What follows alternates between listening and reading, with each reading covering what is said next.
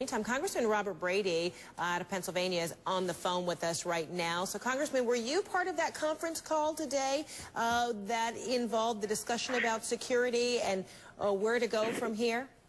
Yes, I was.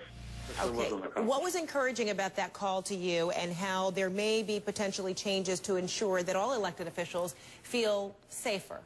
The best thing that was encouraging was the bipartisanship that we had in the conversation, that we need to be working together. We need to be closing down the rhetoric. We need to show the American people that we're not going to be as argumentative as we have been, and just close down this rhetoric instead of, the way, not business as usual. And meantime, you were also introducing some legislation that you were hoping, now 24 hours after that attack in Tucson, hoping to make it a federal crime for a person to use language or symbols that could be perceived as threatening or inciting violence against any member of Congress. More specifically, how do you suppose this is going to address any other concerns that people have stemming from what happened yesterday?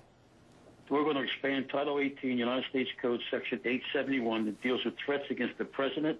We're going to expand it to members of Congress in performance of their duties.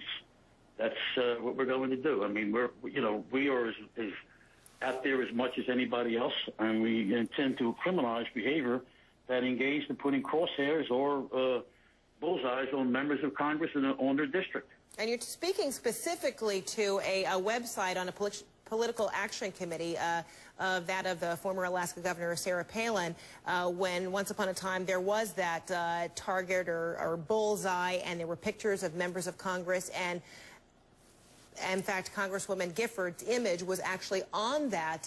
It has since been taken down, but you are specifically pointing to that as an example of something you believe should be a federal crime.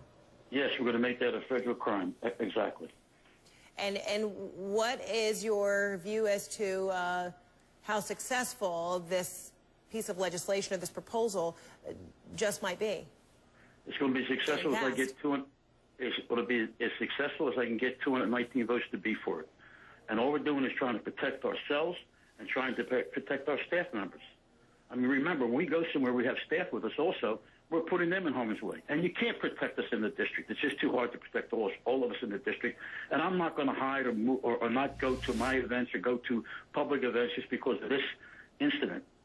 And just as a clarification, on that political action committee website, it was Gifford's name, apparently not necessarily her image, but do you believe there should be a difference, whether it's the name or image, or perhaps even a district that is pinpointed in such graphic detail?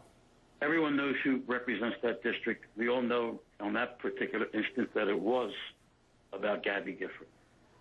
And the timeline for this legislation, this proposal that you are pushing? The first day we're in session.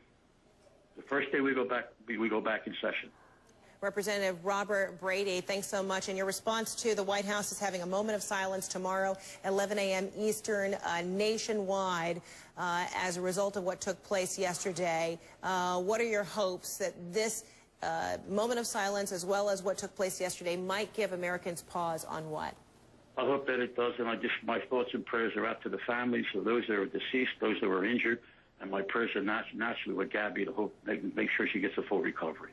Representative Robert Brady, thanks so much of Pennsylvania. Appreciate your time. Thank you.